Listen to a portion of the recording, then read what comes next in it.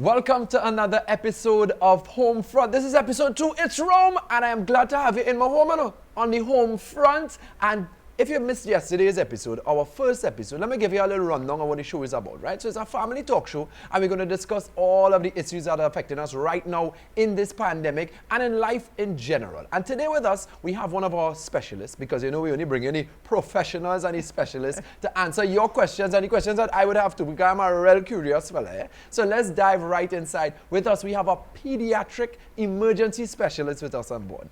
Welcome, Doctor Paula. How are you? Paula Robertson. I am very well, Rome. Thanks for having me. Thank you, Doc, for being here with us on Home Front. So let me jump inside. The vaccine is the hot topic. It's on the radio, it's on the newspapers, it's on the news all over Trinidad and Tobago. They're talking vaccine. Yeah, now, a lot of people are saying they don't want to go and get the vaccine just yet. They want to wait and see how things go. What is your take on that? So I will say I was one of the first group to get the vaccine. You did? Yeah, I did. The first batch that arrived, because of my job as a frontline worker, I realized how important it was. So I got my first vaccine all the way in February. Yeah, I'm due to get my second dose the first week in May. So for me, it was a no-brainer, definitely getting it. It's going to come down to this. What is going to get us out of this pandemic is really having enough people with antibodies against the virus, while we do all the protective things, wear a mask, social distance, etc., and protect the people who are most vulnerable. So that needs us to get vaccinated. So the people who wait in and see, you would tell them, go get vaccinated. Right, because the problem is there's going to be a competition basically between people getting more and more infected and the amount of people that we're vaccinating. If people are waiting, the virus has chance now to develop more and more variants, more strains that potentially now are going to not be as responsive to the vaccine. So waiting is not a good idea. Because that's what I'm thinking, what would people be waiting for? They said that they're waiting to see the effects of the vaccine, but to me, the vaccine has been tried and tested. And then we had hundreds of thousands of people, millions of people actually around the world who have already been vaccinated. So even in as small as Trinidad and Tobago is, I think we have already seen the effects of the vaccine as it has worked worldwide. Yeah, no, very true. I mean, I think people have been concerned that there's a perception the vaccine, has been produced very quickly. Right. You got to remember, actually, the technology and the understanding has been there before. We've already had a lot of experience with doing vaccines against coronavirus, which is the type of family that COVID-19 belongs to. And so it was just a matter of adapting and adjusting the already understood technology. So don't be worried about the fact that it seems to be produced. There's a lot of collaboration that went into producing these vaccines. And in terms of the vaccine, a lot of people as well were saying that they're afraid to get the vaccine because of the side effects. There was a video on social media where somebody got a vaccine and they started to twitch and they started to move and they started to dance and somebody said they grow a tail. And so in terms of the side effects, you experienced it. You got the vaccine yourself. Yeah. What could somebody expect? And then how could we reduce the effects of the side effects of the vaccine? Good questions. So first of all, you cannot get COVID-19 from the vaccine. I really want to establish that because it is impossible. You're saying that you can't get it from the vaccine. So you won't get COVID-19 from getting your shot, right? Because there are no infectious viruses inside the vaccine itself. The second thing is that the way vaccines work are by stimulating your body's immune response, stimulating it to produce antibodies. And when that happens, your body is going to tell you, listen, there's something here that's getting me to produce the stuff I need. And that's going to make you feel a little unwell. So common side effects are feeling a little bit fluey, a little bit achy, muscle aches and pains are really common, headaches have been described. Some people find the most common is actually a little tenderness and soreness at the site. So for me, I found that for about 48 hours afterwards, I was a little tender in my arm. I had some chills, a little bit of muscle aches, and maybe a mild headache.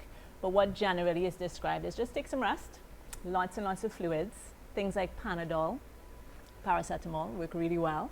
And just take it easy, and actually within about 48 hours I was They fine. should be all right. Yeah. So it's nothing to panic about? Not at all. In fact, it's a sign that the vaccine is working, it's doing its job.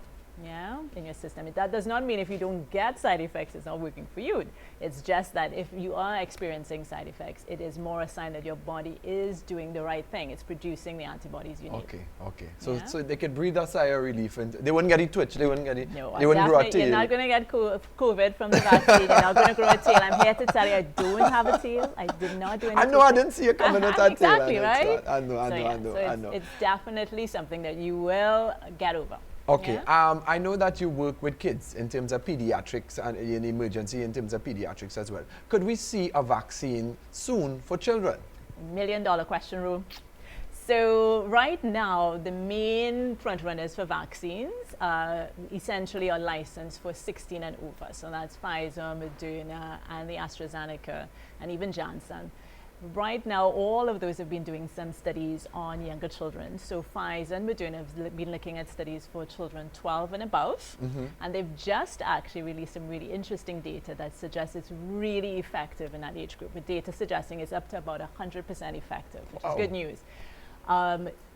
What had happened is AstraZeneca had started looking at children as young as 6 and above, and at the moment that those studies have been put a little bit on hold while they are looking at potentially the risk of things like, which are relatively small, as we know, of strokes. Of clots, sorry. Of clots. My apologies. And in terms of the effects of COVID-19 on the children versus the adults, what have you seen Good question. so far? Well, what I would say, just to go back a little bit to the thing, is that what I suspect will happen, what the US are predicting, is that there'll be a vaccine for kids over 12, possibly by later this year.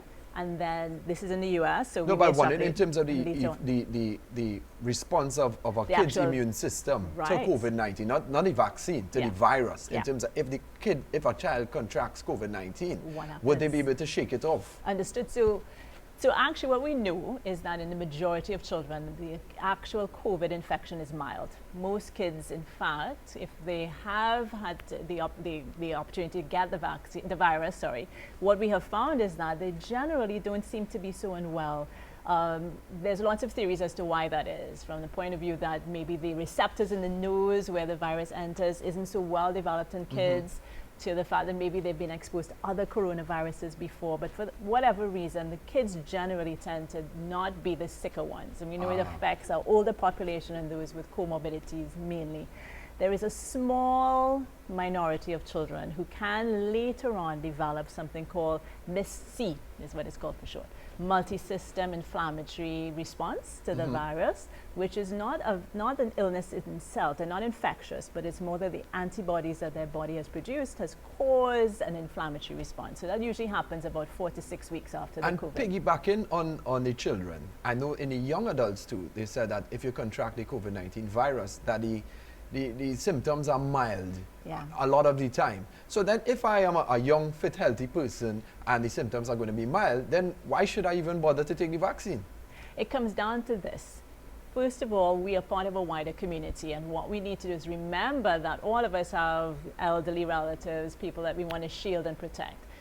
While we ourselves may not necessarily be so sick with the virus, we have the ability to spread it to others who might well be. And so we've got a duty of care to look after the others as well, who may be more vulnerable. The other is, as the virus changes and new variants arrive, for instance, we're seeing in Brazil that younger people are actually getting sicker with the variants. And so it's really important for us to really make sure we are getting the vaccine to avoid variants propagating. So I want to thank you very much for that information, because being a young, fit person myself, I was even thinking about, maybe I don't need the vaccine, but after you just said that, maybe I do. So I definitely will, when my chance reaches, go get my vaccine. And we are encouraging everyone to go get your vaccine as well. So now we're going to take care of your mind and your soul and bring you at peace. It is time for our mindfulness segment.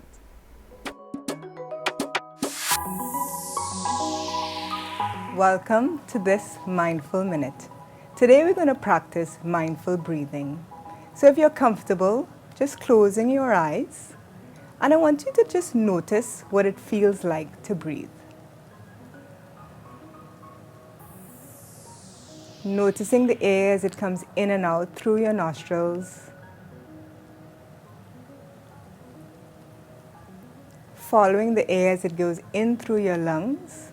You might notice the rise and fall of your chest or your abdomen. And if you're leaning against the chair, you might even feel your back moving with each breath. So the beauty of the breath is that we can't hold on to the last breath or anticipate the next breath. We can always use our mindful breathing to be here now.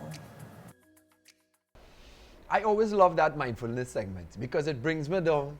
Calm, serenity. I love it. And I encourage everyone to practice it daily with us. Each episode, we're going to do it. So you get a chance, if you've never done it before, to practice mindfulness. And I want to thank you very much, Dr. Robertson, for joining us, taking your time out and sharing that information, especially for the parents who have children and who are always worried about COVID-19 and how it's affecting their kids at home, right? So we got all that information, and we will do it each and every day right here on Homefront. We're going to answer those questions that you ask. And we want to remind you about the PED CARES Foundation. PED CARES Foundation, they support that pediatric unit in Mount Hope as well, the emergency at Mount Hope.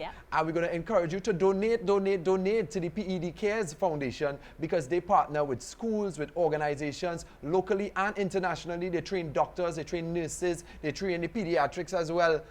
They do so much for our healthcare system that we need to give back to them because we want to make sure that you give something for the kids. They are the future.